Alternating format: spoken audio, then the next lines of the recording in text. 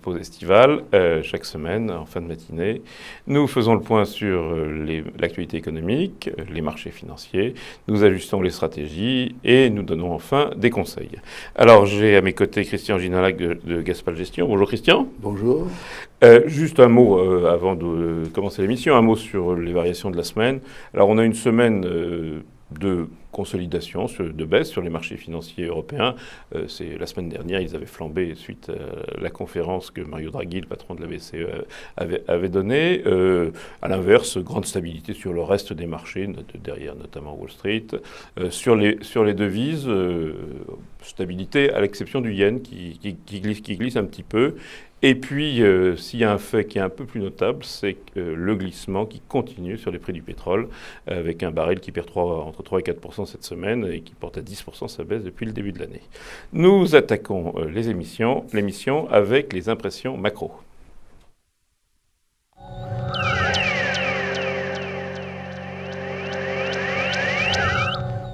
Alors Christian, la BCE a frappé fort, on attend la Fed. Va frapper fort. Oui, a dit qu'elle avait frappé. Ils ont déjà quand même baissé les taux. Voilà, on attend la Fed. Alors quels sont les scénarios de ce début d'année 2000, de fin 14 et début 15 ? Je crois que la tendance va continuer. L'économie américaine se porte bien, elle est en croissance. Elle est en croissance avec une faible inflation, donc on ne voit pas de risque de ce côté-là à court terme, avec une création d'emplois qui est sans doute un peu plus faible que ce qu'on pourrait escompter. C'était un peu la statistique un peu décevante de la semaine. Oui, c'est alors il y a beaucoup d'économistes qui essayent de donner des explications, notamment le fait que il y a moins,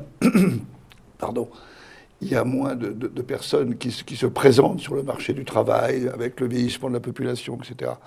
Mais en gros, quand même, si on regarde sur l'année, le chômage est en baisse. Donc, les anticipations de relèvement des taux aux États-Unis commencent à se faire plus fortes. Et la semaine prochaine, Mme Yellen, ses propos vont être très écoutés parce qu'on approche de la fin du QI, comme on l'appelle. On dit l'inversion des taux d'intérêt au deuxième trimestre, ou en tout cas dans la première partie de l'année, c'est une possibilité. Pour le moment, Mme Yellen a un langage qui lui permet de réserver sa politique. Elle est quand même elle reste un peu dans le flou, elle se retranche derrière des critères quantitatifs. Mais fondamentalement, on voit qu'il y a de plus en plus de membres de la Fed qui pensent qu'on devrait... Bon, donc ça va bien en Amérique. En Europe, alors ? En Europe, la croissance est molle. Et alors, paradoxalement, elle est plus molle dans les pays du Nord. Qui allait bien ? Ceux qui allaient bien. Plus vertueux comme l'Allemagne, la France, je ne dirais pas qu'on est spécialement... Non, nous ne sommes pas un modèle de vertu. Dans le cadre des vertueux. Donc nous, on est perdants-perdants. On a des déficits et pas de croissance. L'Allemagne n'a pas de déficit et sa croissance ralentit. Et là où la croissance s'accélère, ce sont dans les pays du Sud, notamment l'Espagne, qui ont fait des réformes structurelles importantes et qui ont fait des efforts sur leur déficit. Donc une Europe un peu à deux vitesses, mais dans un sens un peu différent de ce qu'on attendait. De ce dont on est habitué. Et donc le scénario 2015, c'est un peu la même chose. C'est pas de reprise violente en tout cas. Non, alors quand même, il faut voir que la Commission européenne commence à plancher sur un plan de relance de 300 milliards, ce qui n'est pas négligeable. Ça, plus 1000 milliards, grosso modo, à la BCE, alors, ça fait beaucoup. De liquidités, oui, de liquidités pour les banques des LTRO de la BCE, 300 milliards de nouveaux investissements financés par la Commission européenne. Petit à petit, tout ça va finir quand même par relancer un peu la machine. Puis on a l'euro, on a quand même l'euro. Alors, on a un avantage. L'euro qui a quand même commencé à un peu baisser. Voilà, alors le dollar baisse, on est en dessous des 1,30. Est-ce qu'on va aller vers les 1,20, voire les 1,10 ? On verra. En tout cas, vers 1,29, 1,30. La plupart des commentateurs pensent qu'il est encore surévalué et qu'on devrait essayer de descendre à 1,20, voire à 1,10. Il y a un sens. Le mouvement n'est pas fini et il y a un sens. La facture pétrolière est moins chère, ce qui n'est pas négligeable pour nos coûts. Et enfin, je dirais que globalement, il y a un facteur qui est positif pour l'Europe, qui est que si on regarde dans l'histoire, l'Europe a toujours été tirée par la croissance des États-Unis. Donc il y a un décalage de conjoncture à peu près de 12 à 18 mois. Donc on voit que 2015 devrait être l'année où l'économie américaine devrait nous transmettre sa croissance. Alors, un tout petit mot des émergences, c'est pas très simple. D'abord, les émergences, c'est plus global. Et la Chine, qui est quand même le centre, donne des statistiques, un coup j'avance, un coup je recule. C'est un peu difficile. Oui, ce qui est intéressant, c'est de voir que les chiffres du commerce extérieur sont très bons, ce qui implique quelque part que la demande intérieure n'est pas aussi forte que ce qu'on pouvait l'espérer. Ce qui explique en partie la baisse du pétrole, et ce qui explique en partie la remontée récente de leur monnaie, du yuan. Donc la Chine, elle marche sur un poumon au lieu des deux. Et ce qui explique... Sur l'Amérique, vous êtes en train de dire finalement l'Europe va dépendre de l'Amérique et la Chine dépend déjà de l'Amérique finalement. La Chine dépend de nous tous, oui. Puisque c'est la force exportatrice. De même que l'Allemagne, qui est aussi une situation de force exportatrice, et de même que le Japon, qui est un pays fortement exportateur, mais sur lequel il y a un énorme plan de relance fait par le Premier ministre. Bien. Alors, on l'a un peu abordé avec la Chine. La géopolitique, c'est quand même invité sur les marchés. Elle s'est invitée d'abord avec l'Europe centrale, avec le Proche-Orient, et la politique tout court en Europe avec l'Écosse. Alors, peut-être commencer par l'Ukraine. Quel impact sur les marchés financiers L'Ukraine, je dirais que ça a eu un impact surtout sur les marchés financiers russes. Qui cumule à la fois la baisse du pétrole, qui est l'exportation première, et le moteur de l'économie russe, qui d'ailleurs n'a pas réussi à se diversifier bien. On dit économie de rente, c'est comme voilà, ça qu'on dit. Ils ont gâché un peu cette manne pétrolière. Donc les marchés financiers russes sont clairement en baisse. Sur les marchés européens, je ne suis pas sûr qu'à part quelques sociétés très liées à la Russie, c'est un impact majeur. Alors la question, c'est est-ce que finalement la récession qui se crée autour de la Russie, c'est-à-dire entre nous et la Russie, en Europe centrale, il y a quelque chose qui tape sur l'économie allemande, voire sur l'économie italienne, qui sont deux des trois. C'est certainement les deux pays qui sont les plus... Il y en a un qui allait bien, donc qui va un peu moins bien, et puis il y en a un qui a besoin de ça pour repartir. Sans doute. Oui, alors c'est pas une bonne affaire pour l'Italie, ça c'est clair. Maintenant, on semble s'acheminer vers un accord, un cessez-le-feu. Alors voilà, oui. les choses... Donc un peu d'effet de manche plus que de bruit de botte.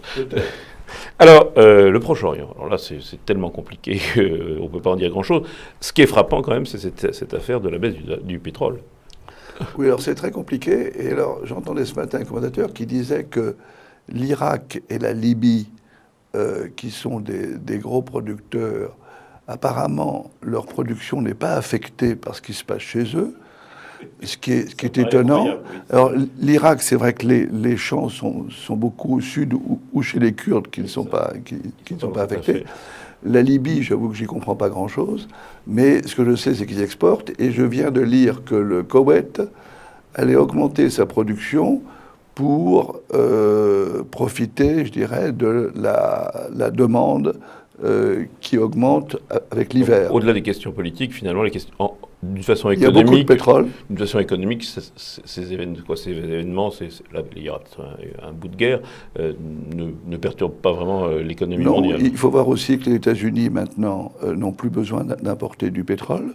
Donc, de ce côté-là, ils sont tranquilles. Et puis, on ne peut-être pas totalement ne pas penser que la baisse du pétrole fait partie des armes économiques contre la Russie, puisque clairement, un pétrole bas, ça n'arrange pas l'économie russe. Alors, plus inattendu, disons le mot, la politique en Europe et la politique dans une île qui nous est voisine. L'Écosse va voter pour savoir si elle se dégage du Royaume-Uni, peut-être pas de la reine d'Angleterre, mais du Royaume-Uni en tout cas. Ouais.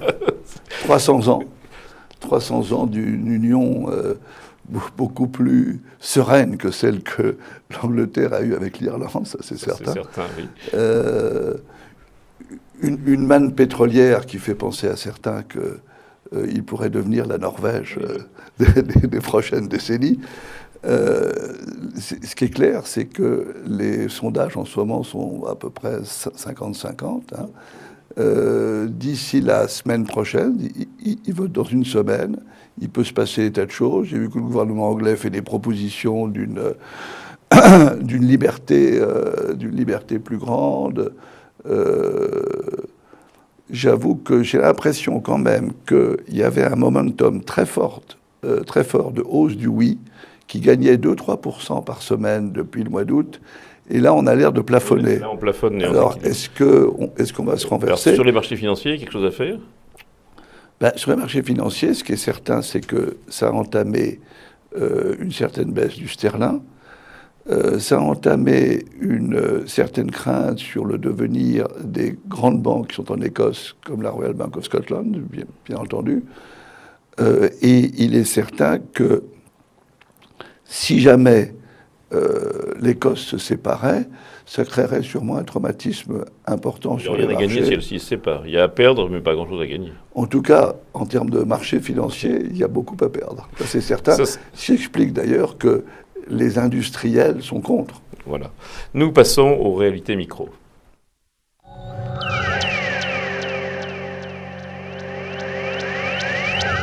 Alors Christian, nous sommes début septembre, la totalité des valeurs des cotés qui ont leur compte au 31 décembre ont publié leur semestriel.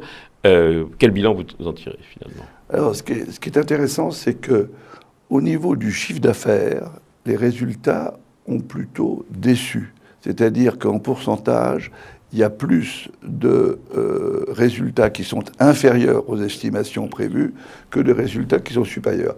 Par contre, en sens inverse, au niveau des résultats, les résultats sont plutôt en moyenne meilleurs que ce qui était anticipé. Donc, malgré le dollar, les gens ont tenu leur marge finalement. Alors, malgré le dollar, puisque la baisse du dollar est trop récente pour qu'elle n'a pas eu d'impact sur les comptes au 30 juin.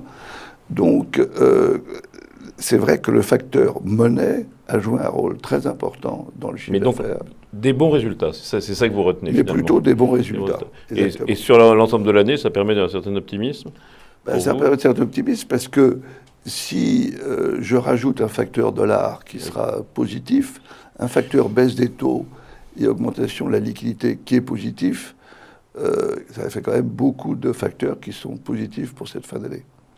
Donc, en fait, l'interrogation du début de l'année que nous avions eu ensemble, c'était de savoir si après la hausse de 2013, les résultats allaient être un peu au rendez-vous de manière à justifier les price earnings, les multiples d'évaluation. Donc, vous pensez que c'est le cas? Donc ça va être moins le cas. Je ne dis pas au cas par cas, mais en général. Les anticipations de croissance des bénéfices ont baissé, oui, comme tous les ans. Mais globalement, la correction des anticipations s'est faite. Et moi, je pense que le marché peut encore prendre 3 ou 4%, 5%. Et si on terminait l'année entre 8 et 10%, après la très belle hausse de 2013, ça serait très convenable. Il n'y aurait rien à dire. Ça serait très convenable. Alors, deuxième point, Alibaba. Alors ça, c'est l'introduction en bourse qui fait rêver tout le monde, déjà avec son nom. Est-ce que dans sa caverne, il y a quelque chose à gagner et comment? Alors, ce qu'il faut d'abord, il ne faut pas se faire d'illusions. Vous ne verrez pas le papier parce que les grandes banques américaines le diffuseront auprès de leurs grands clients. Alibaba, c'est le monopole du e-business en Chine. C'est quasiment le monopole du e-business en Chine. En Chine, je crois que c'est 80% du marché chinois. Pour donner quelques chiffres, c'est près de 7 milliards de dollars de chiffre d'affaires, qui a plus que triplé dans les 3 dernières années. Oui, évidemment. Et c'est un résultat qui, en 2011, était de 300 millions de dollars et qui, en 2014, est évalué à plus de 3 milliards. Donc on voit une croissance phénoménale. C'est assez spectaculaire, oui. Croissance phénoménale. Le chiffre d'affaires au 2e trimestre, seul, a cru de 46%. Oui. Donc vous voyez qu'on parle vraiment de... Là, on est dans un autre monde. On est dans un autre monde. La contrepartie de ça, c'est qu'une évaluation très chère, puisqu'on parle d'un chiffre de l'ordre de 160 milliards de dollars. Pour 3 milliards de bénéfices, il y a 160 milliards de capitalisation. Voilà. Donc vous voyez qu'on est dans des chiffres stratosphériques, mais si le chiffre d'affaires augmente de 46% tous les trimestres... Alors donc on n'en aura pas si on essaye d'en avoir, puisque les grandes... Par contre, vous avez deux manières de le jouer autrement. Vous pouvez le jouer à travers l'action Yahoo, qui est propriétaire de 24% du capital. Yahoo, c'est très très important. Donc, et qui est une partie, ça fait plus de 30% de la capitalisation boursière de Yahoo. Bah, oui, 160 milliards, ça fait 40 milliards. Voilà, ce qui est important. C'est monstrueux. Et au Japon, alors si vous voulez aller dans les marchés japonais, SoftBank possède 36% du capital. Donc vous voyez que vous avez plus de la majorité du capital qui est entre les mains de deux sociétés. S'enrichir sur la mère que sur la fille, ou de toute façon on n'aura pas de jeu. En tout cas, ça c'est un jeu qu'on peut faire dès aujourd'hui. On peut en acheter directement alors qu'on peut pas. On peut en acheter. Voilà. Bien, alors actualité de la semaine un petit peu et assez rapidement. Elior, c'est plutôt bon. Elior, c'est plutôt bon. C'est clair que ce sont des sociétés qui surfent sur comment ça s'appelle, sur le fait que les sociétés veulent externaliser ce type de fonction, et les taux de croissance sont supérieurs à 5%. Et donc, de même que ceux d'Exo, qui en plus, lui, a les chèques restaurants, ce sont des métiers qui ont une très belle croissance. Et nos amis d'Elior sont également présents aux États-Unis. Et donc, ils bénéficieront aussi de la croissance aux États-Unis. Donc, ça, c'est plutôt bon. Alors, il y a un secteur qui marche très, très bien, mais ça, on en avait déjà parlé aussi plusieurs fois. C'est le secteur du travail temporaire, avec en France, y compris en France, avec avec les spécialistes français, que sont Synergie et Crit. C'est formidable, parce que c'est des chiffres d'affaires qui sont en hausse de l'ordre de 10-15%. Ce sont des résultats qui sont en hausse entre 60 et 100%, donc forte croissance, et en France et à l'étranger. Donc c'est clair qu'on partait d'une situation très mauvaise, et donc on est clairement dans le retournement, et on est clairement dans un secteur très cyclique, et qui bénéficie d'une certaine reprise, même si elle est faible. Oui, mais très paradoxalement, le fait que la reprise soit faible fait que les gens ont plutôt tendance à faire appel à eux au contrat à durée déterminée, plutôt qu'à embaucher en plus. Exactement. Donc Exactement. Bizarrement, Exactement. La croissance est importante, mais, et qu'elle soit faible n'est pas forcément un énorme handicap. Et puis, ils vont bénéficier aussi du CICE, des remboursements d'impôts pour les salaires faibles. Corian Medica, donc c'est la fusion de ces... Alors, ça, c'est un secteur aussi qui a le vent en poupe, parce que la population vieillit, les taux de croissance sont forts, le taux de remplissage ne pose pas de problème. C'est quand même, c'est une forme d'hôtellerie où on ne se préoccupe pas du taux de remplissage, au contraire. Parce que malheureusement, quand il y en a un qui disparaît, malheureusement, c'est pour toujours, et il y a toujours des gens qui font la queue. Oui. Il y a toujours des gens qui font la queue, donc on a des résultats formidables. Et simplement sur le premier semestre, on a des résultats en hausse de près de 18%, ce qui montre c'est pas trop cher maintenant. La force. C'est pas trop cher en bourse. Écoutez, je crois que des sociétés comme ça, qui ont devant eux un boulevard, même si par moment ils peuvent être un petit peu chers, c'est des sociétés qu'il faut avoir en portefeuille. Oui, ça c'est effectivement. C'est des sociétés qu'il faut avoir en portefeuille. Ouais. Alors Gemelto, Gemelto, on a eu du bon, on a eu du mauvais pendant l'été. Oui, alors ce qu'il faut retenir des nouvelles récentes, c'est qu'aux États-Unis, donc les Américains semblent se mettre au paiement sans contact, ce qui, malheureusement pas avec la technologie de Gemalto, avec une technologie qui est concurrente, mais globalement, cela met les phares sur cette technologie. Ça montre que les Américains sont prêts à rentrer dedans, alors que ça représente très très peu aujourd'hui des transactions. Et donc, il y a pour Gemalto un boulevard de fourniture. Alors, on joue toujours Gemalto, Ingenico, c'est pas les mêmes tailles, les deux sont bien en réalité. Les deux vont en profiter. Les deux vont en profiter. Les deux vont en profiter. Juste un dernier mot, ce matin, Airbus a parlé de son augmentation du rythme de mise en place. Cette industrie qui était l'industrie dont tout le monde voulait au début de l'année en bourse a déçu boursièrement. Mais oui, boursièrement, je crois que ce qui s'est passé, c'est que la hausse avait été très forte l'année dernière, et donc le secteur avait besoin de respirer. Là, En plus, il était pénalisé par la baisse du dollar. Alors là, on est en plein dans pas seulement Airbus et sous-traitants, qui rendait etc. Boeing plus compétitif. Ouais. Et là, on est clairement dans une industrie qui bénéficie directement de la hausse du dollar. Là, un petit peu changement de pied. Ouais. Nous passons à la stratégie et à la gestion.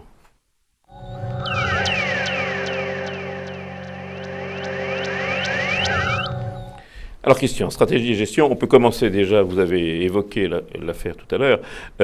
Est-ce que c'est une consolidation pour aller retrouver les plus hauts, ce qui s'est passé cet été, ou est-ce qu'on risque de buter sur ces fameux plus hauts qu'on a connus au tout début juin? Moi, je dirais que, hors un événement majeur qui pourrait être un durcissement très fort du conflit avec l'Ukraine, des problèmes d'une ampleur exceptionnelle au Moyen-Orient qui perturberait fortement le marché du pétrole, par exemple, qui sont des risques qu'on ne peut pas mettre totalement de côté.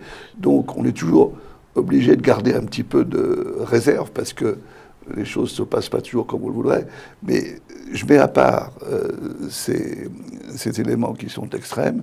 Je pense que devant nous, on a, après une consolidation comme la condition actuelle, qui pourrait, parlons d'éléments exceptionnels, sans doute être affecté par l'histoire de l'Écosse, si jamais les Écossais, ça entraînera, comme a dit Mme Lagarde, une certaine incertitude sur l'euro, sur le maintien de la Grande-Bretagne dans l'Union européenne, etc. Enfin, je veux dire, donc, il peut se passer des choses. À part ces mais là, nous serons fixés dans une semaine, donc d'ici là, peut-être, soyons un peu prudents. 4% de hausse, ça vous paraîtrait raisonnable, donc 4007, 4008 exactement.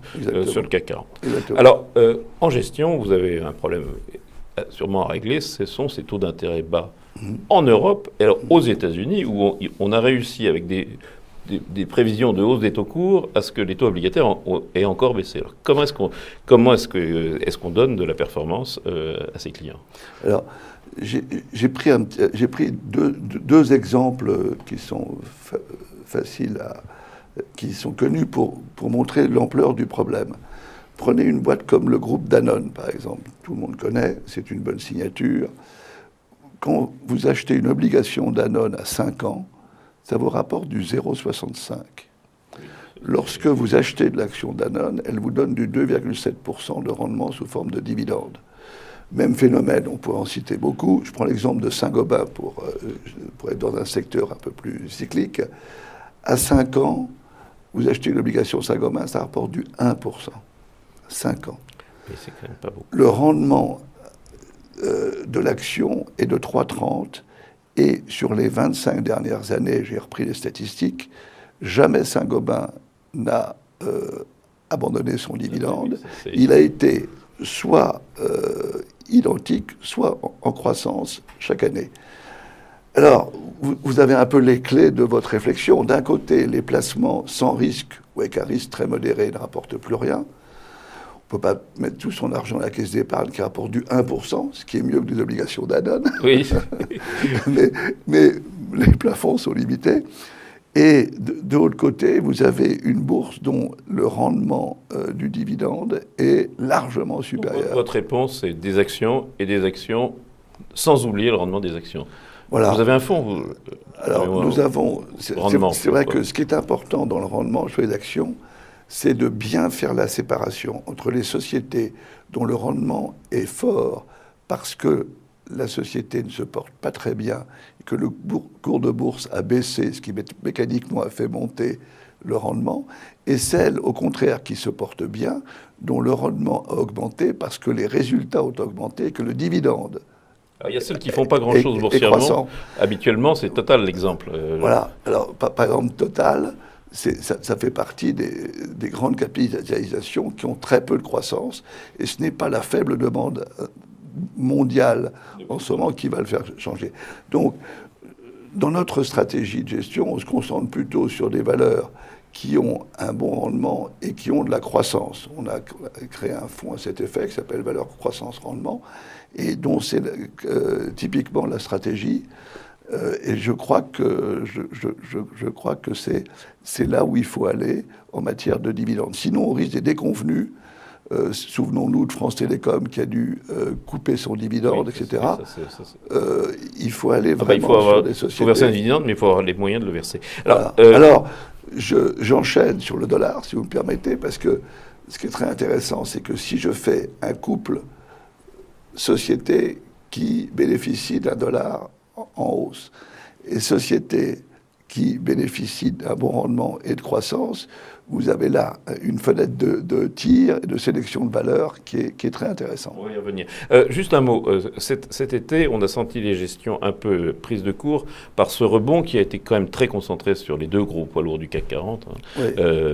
Total et Sanofi. Depuis le début de l'année, c'est la santé et ce qui remonte le plus. Donc, comment est-ce que vous gérez? Vous cherchez à vous rapprocher des indices ou vous ne les regardez que finalement comme petite référence? Si vous gérez par les indices, vous allez à moyen terme tomber dans le travers que vous aurez un portefeuille de valeurs qui ont les mieux performé dans le passé, puisque c'est elles qui auront le poids le plus important, alors que ce qui vous intéresse, c'est celles qui vont performer le mieux dans les années à venir. Donc moi, j'ai toujours été contre la gestion par les indices. C'est un moyen de se comparer. C'est vrai que beaucoup de gestions ont des performances depuis le début de l'année moins bonnes que les grands indices, parce que si vous prenez Sanofi plus Total, qui sont nos deux plus grosses capitalisations, c'est le quart de la CAPI boursière de la place de Paris, et c'est le quart des indices du CAC 40. Donc, je veux dire, c'est normal. Un, c'est pas votre métier, et un, c'est pas comme ça qu'on gagne sur le long terme. Maintenant, sur les deux, il y en a une qui a une belle croissance associée à un beau dividende, qui en plus a une présence importante aux États-Unis, donc qui remplit bien nos critères. Donc celle-là, elle est dans c'est Sanofi. Voilà. Total ne remplit pas totalement nos critères. Donc les concepts du moment, juste très rapidement, c'est bien ça, c'est bien le dollar et le rendement. Le dollar, le rendement et la croissance. Bien, dernier chapitre, les conseils.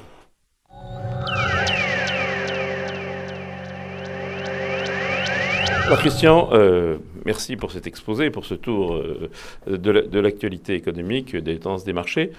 Alors l'exercice final, un achat fort. Alors, j'ai deux valeurs en tête, si vous me permettez. Une, oui, pour la rentrée 2, c'est bien. Voilà, c'est bien. Et puis, il ne faut pas mettre tous ses œufs dans le même panier. Alors, il y en a une qui est formidable, qui répond à une question de croissance, qui répond à une question de dollar, de bénéficier de la croissance aux États-Unis, qui a une technologie formidable, c'est Dassault Systèmes. Et je crois qu'on a là réuni les ingrédients de ce que l'on cherche à acheter aujourd'hui. Vous la payerez toujours cher. Oui, c'est une valeur qui est toujours chère. Toujours chère.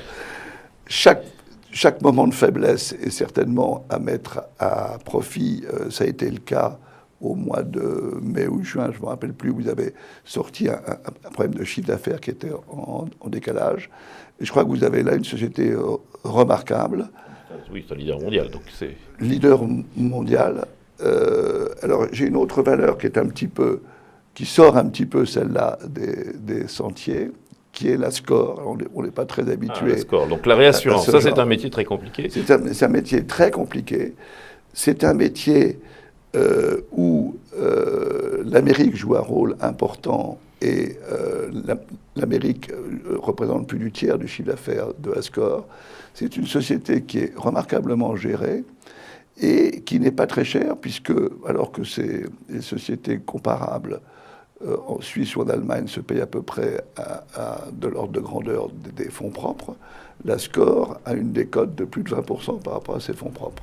Donc, un bon rendement, donc une bonne alchimie. Une bonne alchimie. Alors, une vente, un arbitrage, un secteur où une valeur à éviter dans la même logique, si je rajoute l'effet pétrole, je vois que le secteur pétrolier n'est pas mon secteur privilégié et que les grandes pétrolières vont devoir diminuer leurs investissements et donc les valeurs parapétrolières souffrent. Attention aux parapétrolières qui ont été jouées, mais peut-être même surjouées il y a 1 ou 2 ans, et donc attention aux parapétrolières. Ouais. Et un joker, pour finir. Alors un joker, on aime toujours des valeurs qui sont un peu compliquées ou en restructuration, et je crois qu'on a Air France, qui est qui va bénéficier de la baisse des taux, puisqu'ils sont endettés. Ils vont bénéficier de la baisse du pétrole, parce que ça représente, je crois, à peu près le quart de leur chiffre d'affaires, des achats de pétrole, même si ils sont hedgés pour un petit moment. Hein. La hausse du dollar est favorable parce qu'une partie de leur chiffre d'affaires est dans cette monnaie. Maintenant, ils ont un problème de reconfiguration de leur modèle économique que Juniac est en train d'entamer. Le plan est ambitieux de devenir d'avoir une filiale low cost qui soit vraiment concurrentielle des autres low cost. C'est ambitieux. En ce moment, on a des préavis de grève, etc. Oui. Donc, je dirais qu'à très court terme, il faut voir comment ce conflit social va évoluer. Mais j'ai tendance à penser que le bras de fer, et il y en a un, va finir par se résoudre. Oui, les pilotes vont comprendre que voilà, on ne peut pas indéfiniment surpayer des gens par rapport à ce que sont payés leurs voisins.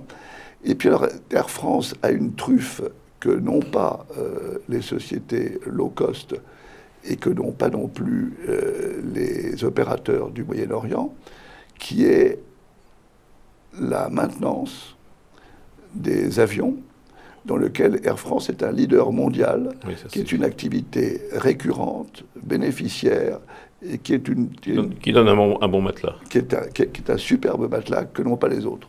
Ce sera le mot de la fin. Christian, merci. Rendez-vous la semaine prochaine, même heure, même endroit.